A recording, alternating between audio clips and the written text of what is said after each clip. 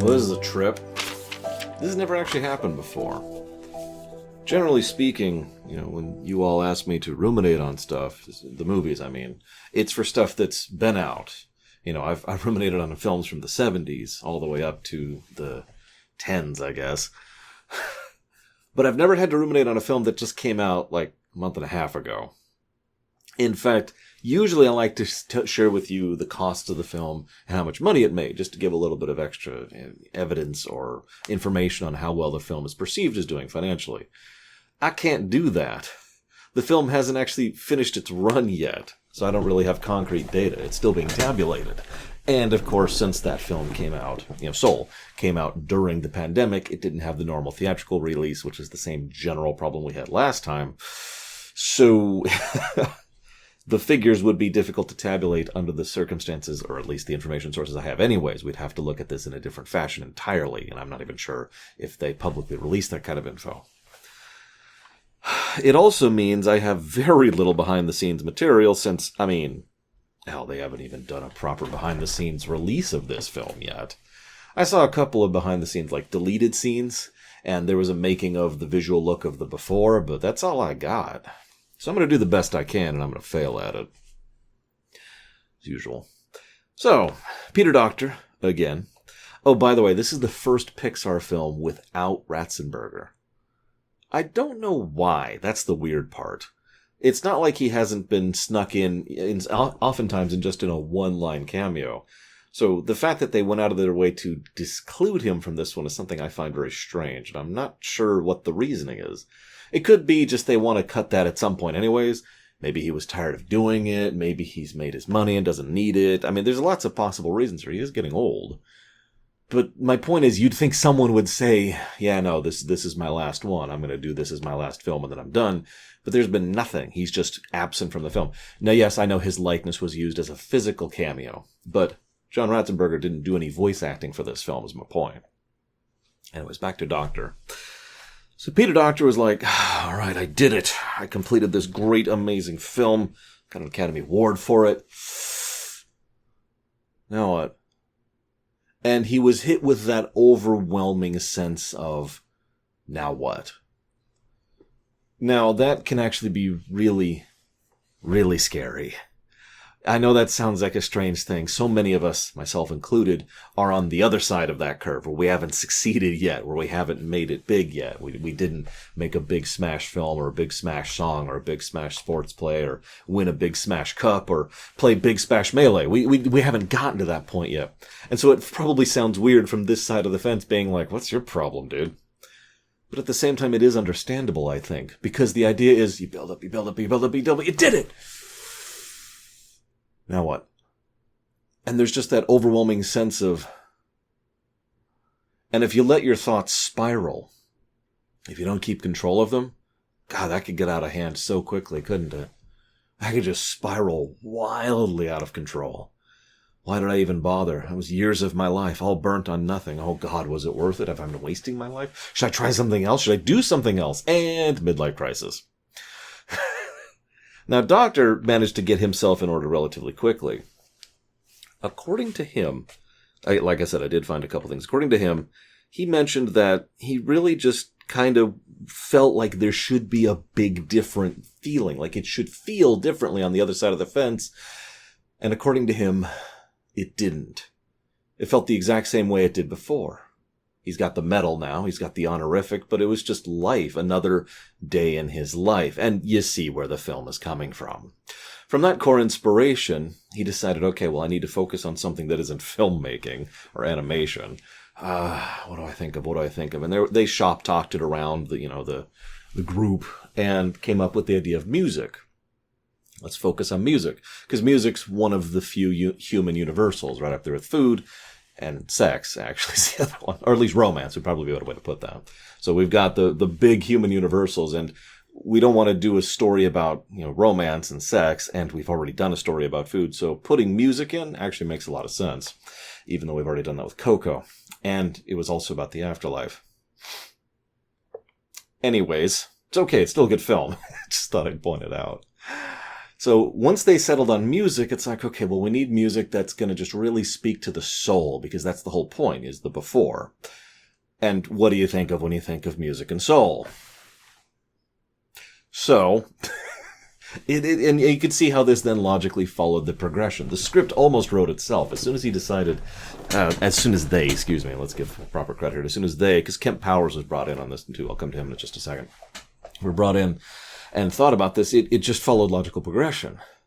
And that's how writing can be sometimes. Every idea you come up with prompts a question, which an answer, prompts a question, which an answer, and then you have your script because you've answered all the questions.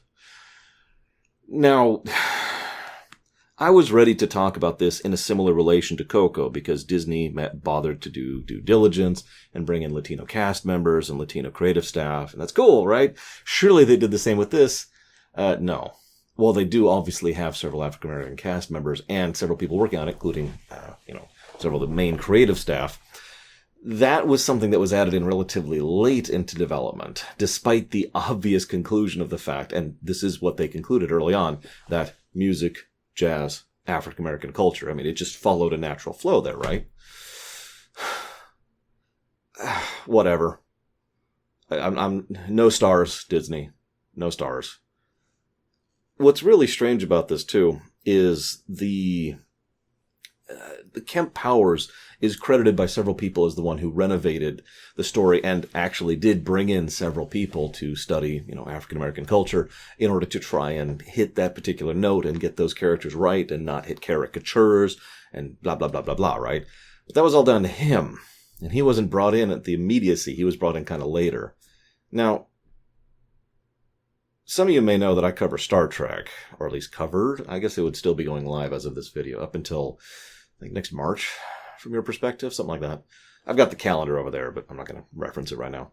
Point is, I cover Star Trek, and I've been covering Star Trek for 9 to 12 years by the time this video goes live. And there's a weird connection here, because Kemp Powers is actually a Discovery writer. In fact, he wrote several episodes of Discovery. And that just feels very strange to me, for reasons that I don't want to go into right now, but it's just interesting to kind of end this particular floodgate cycle, which may or may not be significant long-term wise on Star Trek and Star Trek, because starting tomorrow, I'm going to start working on the Enterprise videos that have been going live for the last year. Scheduling. Anyways, so Mr. Powers did some good stuff, pulled in some ideas, got the script kind of structured the way they wanted to do it. And they're like, okay, we've got everything good. We've got everything cool. Let's go ahead and jump into the film. Now, oh gosh, where do I begin? There's this bit where he's doing the piano thing. And he talks about this story, about how much the piano inspired him. And oh man, I want to learn to talk like that. How many of you remember micro recorders? They were little things, smaller than my phone here is actually, but, so probably about half the size of the phone here. But you had the little micro cassette tapes and you record and you play, and it was just a way to have a portable method of audio. I used to record music. I'd hold it up to my TV and record the music and listen to it. And mine had a button I could hold down that would slow down the playback. So I used to record music from Final Fantasy IV, that is to say Final Fantasy II on the SNES, and listen to it in slow-mo. What's the relevance here? That was how I learned music. That's how I learned theory and melody and harmony and counterbalance and all those things that I actually to this day still don't have words for. Because I never went to music theory class. I mean, I did, but I flunked out of it immediately. But I never actually learned music theory. I just listened to the music because I wanted to talk like that. I'm curious if any of you out there have a similar feeling or similar vibe for something in your life as well. So he's getting a full-time gig, and it's going to give him job security, insurance, and a pension for a teacher at a public school. What universe is that, and how do I get over there? Because they take care of their teachers better than we do over here, especially in New York. My God. So we have some really bad good dinosaur syndrome. I think I'm going to codify that lore in. It just keeps coming up. There is so much of this film looks photorealistic and amazing and gorgeous and awesome, and the people are very clearly stylized, pretty much straight up incredible style.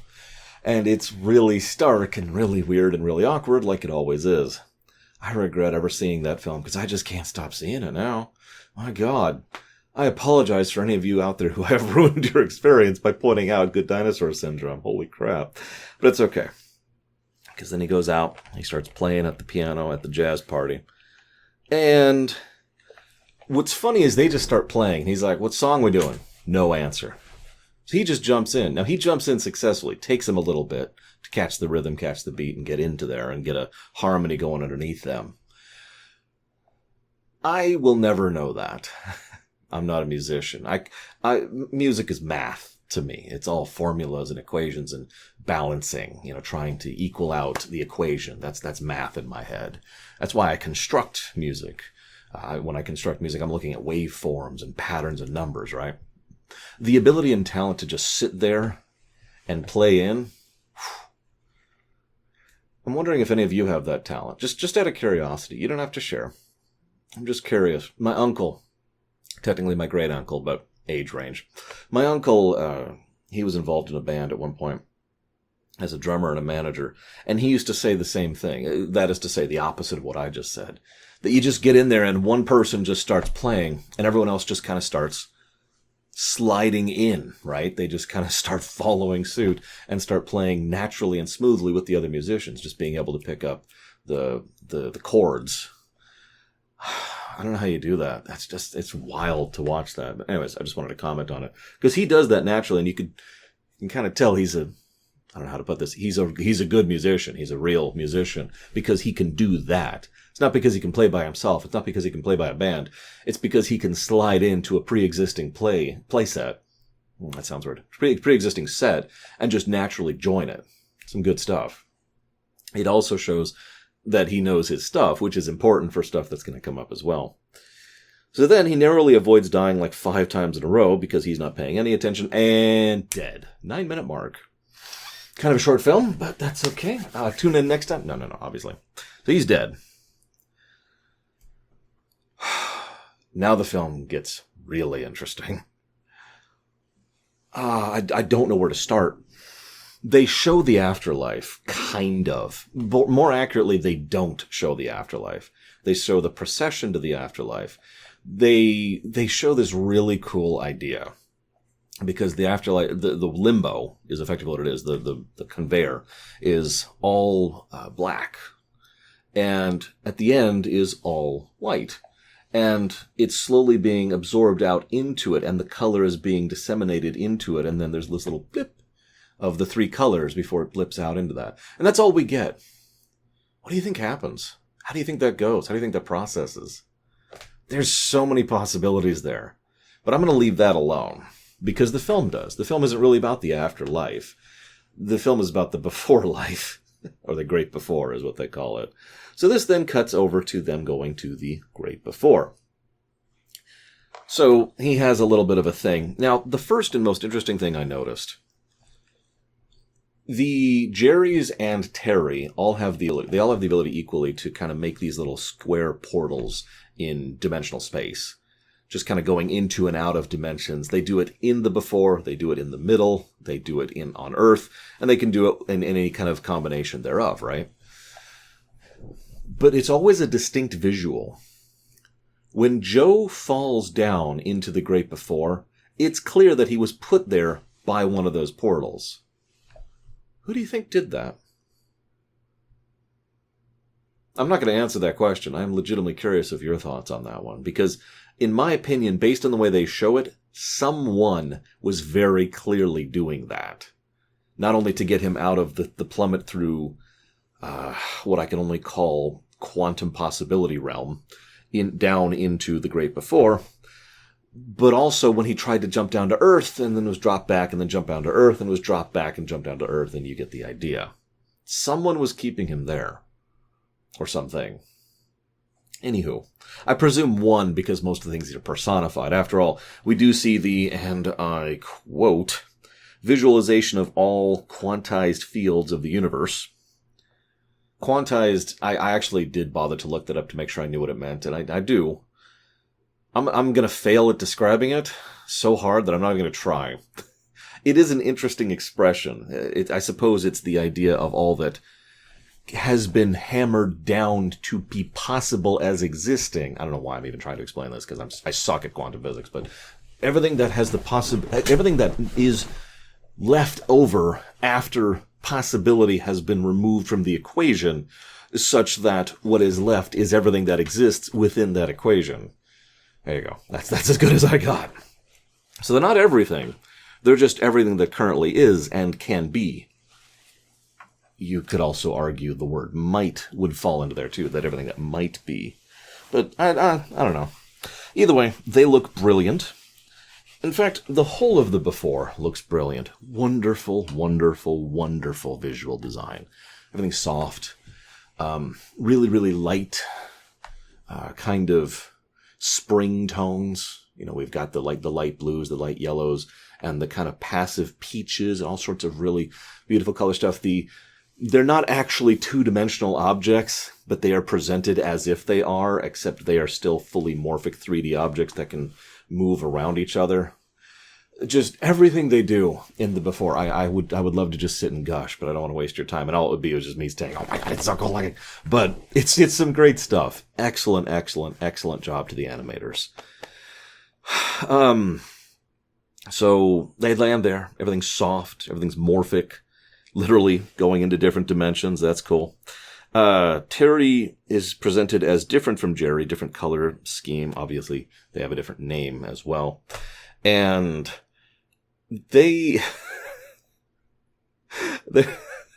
I'm sorry. Terry decides, I'm going to go ahead and check the filing cabinets. What I love about this is they go to check the filing cabinets. They start at AA.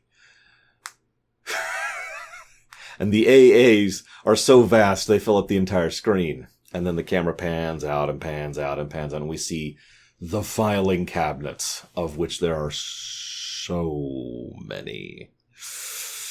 Of course there are. This leads to one of the Jerrys, and the Jerry, they're like, they're like, R's to L's. I always have trouble with that. They're like, I have to put a pause in there.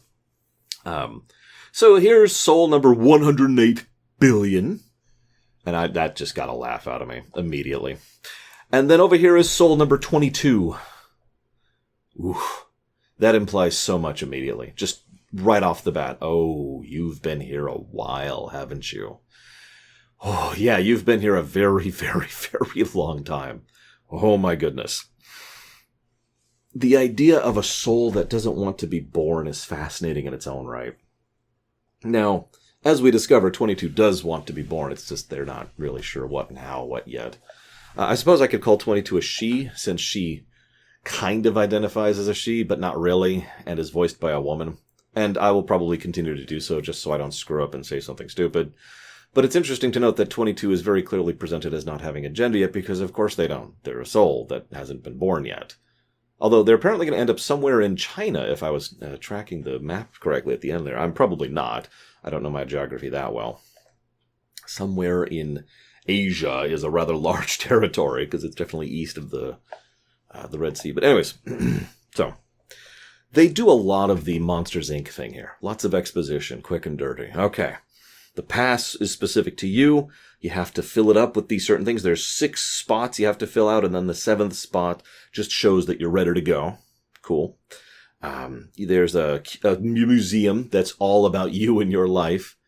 It is implied very briefly, and implied again later in the film in an unrelated dialogue, that you curate your own museum. So it's whatever you think should be there that is there. And I'm saying that wrong. Because obviously if that was true, it'd just be this big, glorious, yes, I'm super awesome. But what I mean is it's more like what you actually think of yourself. The way you actually view yourself. And obviously it's not really all that positive, because most of us don't really think all that great of ourselves, do we? So it's just kind of this boring, nothing, nobody life. Okay, that's cool. We have the hypotheticals. That's also cool. The Hall of Everything. No senses, which is obvious foreshadowing. Just lots of really cool stuff. The music keeps stopping every time, 22 is like, meh, Nice little tidbit there. And then we get to the part where they go to the astral plane. Now, the astral plane, first of all, is brilliantly visually presented. I know, you're probably tired of me saying that, but God, look at it! Look at it! What's great is the sand. It reminds me of frosting more than anything else, like on a cake, as they're carving through it, because it shifts and moves, but it holds its shifted and moved state, almost like it's been carved or sculpted to that. The other thing it reminds me of, I don't know what it's called. My niece has a toy, and it's this little thing, and it's got this type of sand, and it's like this clay sand, and it keeps its shape, and you could use it to sculpt and make things, and then you just smash it down, and you make something else, right? That's kind of what it reminded me of. And that just fits for the astral plane, doesn't it? Something that is imminently alterable, but only if something external is altering it. Otherwise, it maintains its current state indefinitely. And we find out that people who zone out, or zone in, end up in the astral plane. Okay. Still more exposition, still more rules and establishment. I'm loving it. I'm loving it. There's this bit where 22 throws the rock or whatever at one of the Knicks. I've been messing with this team for years. That actually got a laugh out of me. I felt really bad for it, but the Knicks joke got a laugh out of me. I will freely admit that. So then we see the monsters, the lost souls. And we find out that these people come here to try and help the lost souls, because the lost souls are, well, in some cases they're there because they are exactly as it says on the tin. They're lost. Their souls have become emptied or morassed or whatever, and they're the kind of person that is simply no longer functioning as a normal human being, right? But, and they exposit this very quickly, that doesn't mean all the people up there are monsters. There are implied to be monsters. We never actually see any. Instead, the ones we specifically encounter are people who have become obsessed or fixated on something to the point where they have lost focus. Sounds familiar? And so they slowly just self-perpetuate. I am this, therefore I am this, therefore I am this, therefore I am this. And the obsession kind of takes hold. Must trade, must trade, must trade. By the way, another hedge fund person. I would absolutely believe, if this format and structure existed in real life, that plenty of hedge fund managers would fall into this obsession spiral. No doubt whatsoever. So, we find out about the monsters, we find out about that, the sand thing I mentioned here. The lost souls are just really, really cool. This is when I want to mention something. Before they had really codified this film, it was just set in the Great Before. Like there were going to be, forays to Earth, but the dominant part of the film was set in the Great Before and nothing else. And I can kind of see why. This is a huge playground, narratively speaking, to work with, and in terms of animation as well. There's so much you can do with this place. I almost kind of hope for a Souls 2 just because I want to see more done with this. I know that's a really selfish and terrible excuse, but God, it's brilliant. And I wouldn't mind hearing Mr. Fox again because he's awesome in basically everything he's in. So, I mean, he was the only redeeming trait of Amazing Spider-Man 2, for God's sakes. So I would love to see more of this. But anyways, then we hit the Antics portion of the movie. Now, I don't have much to say about Antics because they're Antics, but I do want to comment on something. First of all, we see Ratatouille's cousin, his American cousin, is stealing some pizza, like you do. He's in the cat. Haha, Antics. 22 is in the... I'm trying really hard to avoid pronouns here. 22 is in Joe's body. That sucks. Now, can I just say...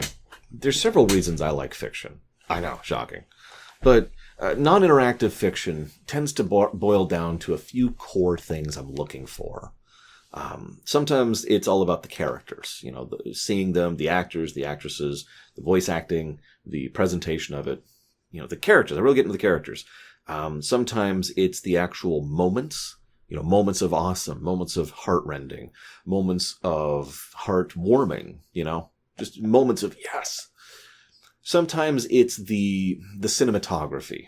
Just the way that they creatively use the camera or do the long shots or try to do inventive, interesting things with the lighting, which they do several times in this film, by the way. There's this great transition shot later where the cat was right here as Joe and is explaining to 22 what it's saying. And the camera pans back around his mother's head. And when it comes back here, it's just Joe talking.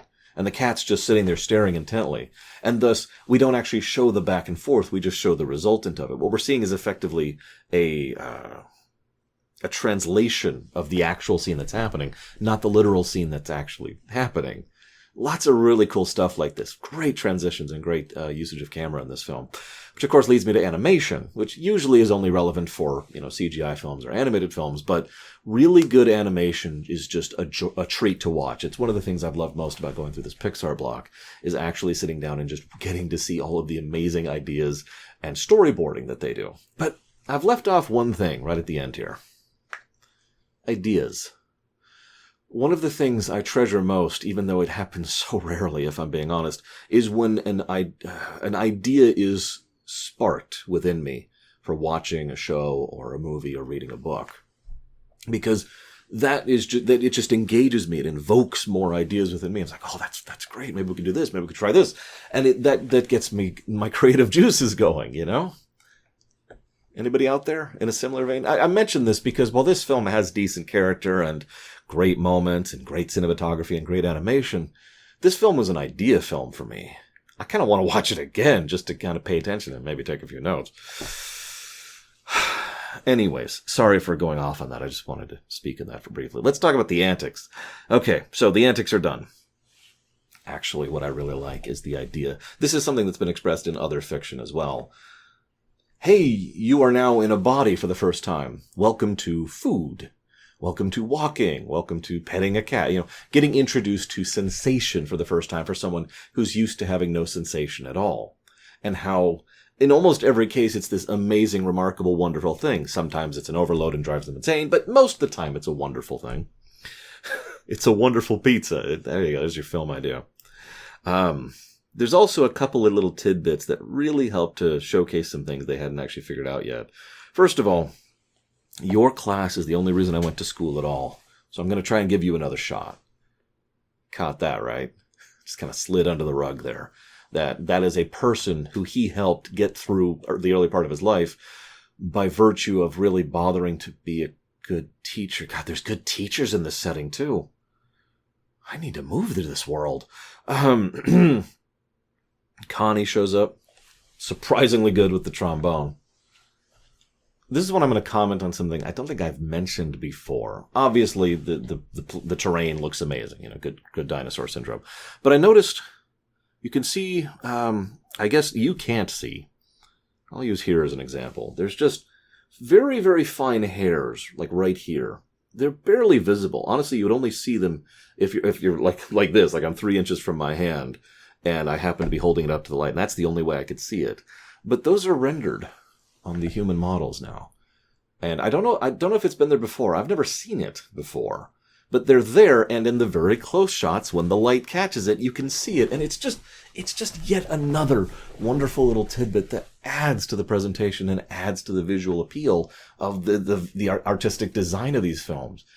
It's funny. What's it been? 26 years? And this series, this company continues to blow me away with its animation.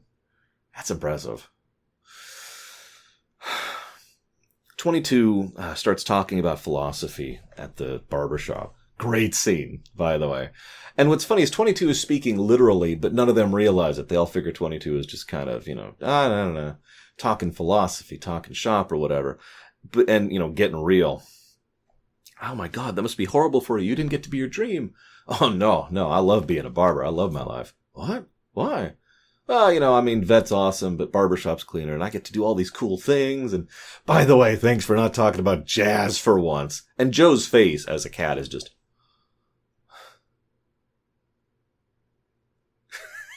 How did you do that? 22 even knocks down Paul a peg, which is funny because later on, 22 then reaches out to Paul and says, hey, gives Paul one of the lollies and says, it was all in good fun. I didn't mean it. No harm intended. And that's background dialogue.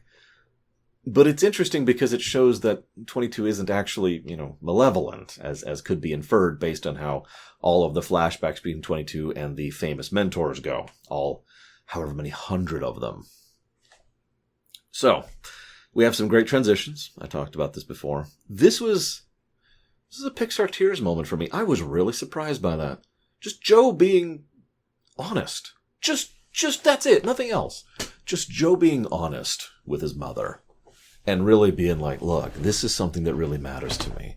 Now, I know it's not going to be practical. And I know it's not going to put food on the table. And it's not going to pay the bills. But this is me and my life. And this is the quote that really caught me. I'm just afraid that if I died today, my life would amount to nothing. How many of you relate to that one? Because I do. I've done a lot of crap in my life, but I still think that. Do you know that I upload these videos every night after I record them, just in case? Just to make sure that there's just a little bit extra I've done, just on the off chance that I die in my sleep, or get super sick, or get run over by a car, or whatever. Because I have these kind of thoughts pretty frequently. What's it for, right? Now, I don't say that to be depressing. Rather the opposite. I'm losing my accent here. The point is that as he is opening up to his mother, it tears down whatever boundaries has been there because he just hasn't, you're going to run away like you always do because he just couldn't stand up to his mother. And he finally does, but not in an angry way or in a competitive way or an antagonistic way. He just opens up. He just says, here, this is me. And that's when she embraces him. She even goes to the gig.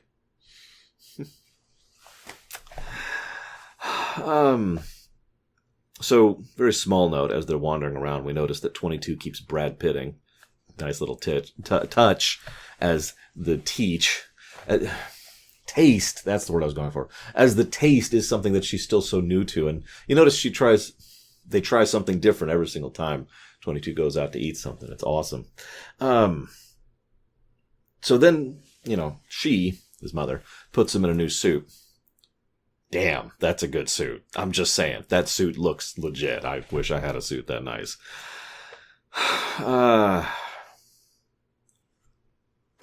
So, there's this really interesting bit where 22 is sitting there.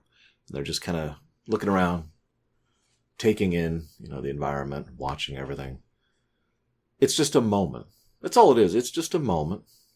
Just a moment of, You ever have those?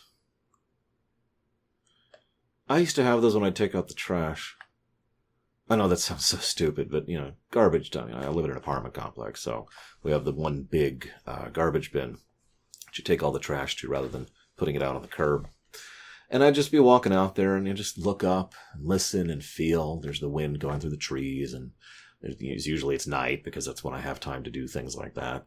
So you just look at the stars and catch the wind and the clouds, and sometimes there's some rain lightly pouring down, for which I would just take my glasses off for when I'm doing it so I can just enjoy it proper. And you just look around and have that kind of a moment,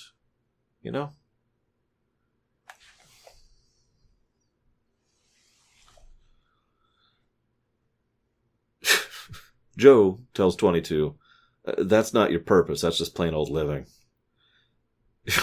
Completely missing the point, even in his own statement. So the protags argue before the final act, because it's mandatory. And there's this wonderful bit when one of the Jerrys is like, oh, you're just confusing your purpose and your spark. That's not how that works. Purpose, you're funny. And the Jerry implies that there is no such thing. That there's no purpose when it comes to living. That's pretty apt, actually. Some people think there has to be some definitive purpose. I'm here to do this. And that's it. And that's their thing. I will admit I don't agree with that.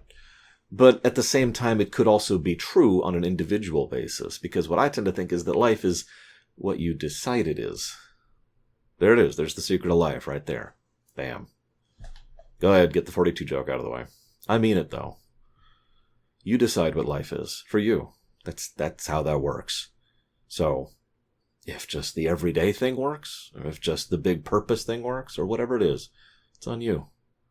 No one else gets to tell you that. There's he goes down. He's so awesome. Yeah, it goes great. It's a great set. 1 in a million. Fantastic. He's finally made it. Now what? And it's credit to the animators, credit to Mr. Fox. It's all over the entire presentation of the voice acting and the animation. Now what? I thought it would feel different on the other side of the fence. This then leads to, his realization and his showcasing, and this leads to the quote. I actually have the quote right over here. Heard this story about a fish, swims up to an older fish and says, "Hey, I'm trying to find this thing called the ocean." "The ocean," the older fish says. "That's what you're in right now." "This," says the younger fish, "this is water. What I want is the ocean." People have done essays on that. Actually, I did some research. That's why I have it up here on the second monitor, because turns out there's what I think I got a total of 5 separate stories and books that all use some variant on that exact quote. That's the quote that's in the film, the one I just shared with you. But apparently a lot of people like that particular quote. I wasn't able to narrow it down to where it originally came from, because it went back quite a ways. You can take from that what you want. That is the point, after all. But for me, I look at that like,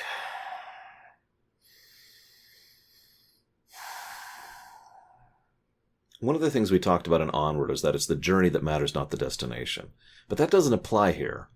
It's the wrong angle. It's the wrong direction. There needs to be a different way to express that.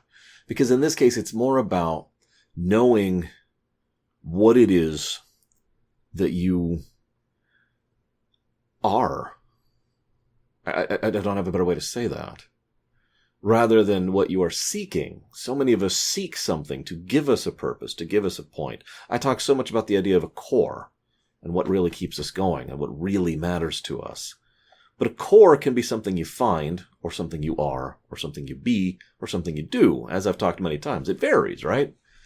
Now, for some people, and again, this is why I made that mention earlier, some people do want to find a specific purpose and go out seeking for it. And that may work out for them, and it may not.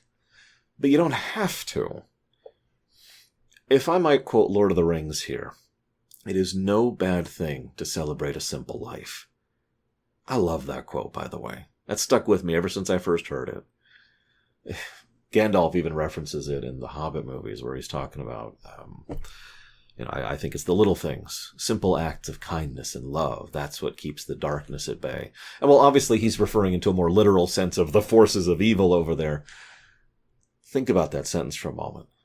It's the little things that keep the darkness at bay. Ain't that the truth?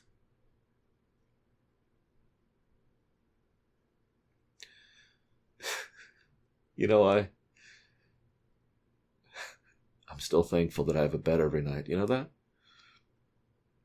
Sorry, I don't know why I'm getting real here. I've not had a bed in the past. I've slept on the streets before. And I've had the ground. I've had cold metal. So I still remember every night just laying down. There's just this sensation of, oh, thank God I have a bed. It's actually a nice bed, too. I saved up for it. Got a nice one. I did my research, tried to figure out what was good for my back, because my back is a little wonky. Not in the usual way. That's the problem. Most stuff that works for other people doesn't work for me. So I had to find something that works for me. I took a lot of research. Found a good one. It's good. I like it. And I celebrate that every day. Every day. And that's why this film really got to me. Because those little things matter. I've talked about the concept of the Star Destroyer before. If you haven't heard me talk about this very briefly, a lot of people want to be the Star Destroyer, the big, obvious, amazing ship of doom. Yeah, look at it. It's incredible, right? I've actually got 3 of them right here. 3 different makes, too. But that Star Destroyer is not it. Like, you don't have to be the Star Destroyer. It's meaningless if it doesn't have the support staff, if it doesn't have the supplies and the chains and the good leadership and everything else it's got going. In a vacuum, a Star Destroyer is just a giant paperweight, right? There's nothing wrong with being a simple person or enjoying a simple life. There is nothing wrong with that. And it's something that that I think we need more of. I know that sounds so horrible to say that, but I wonder how many people are unhappy in the world right now because they want to be a Star Destroyer and they're not. I know I am.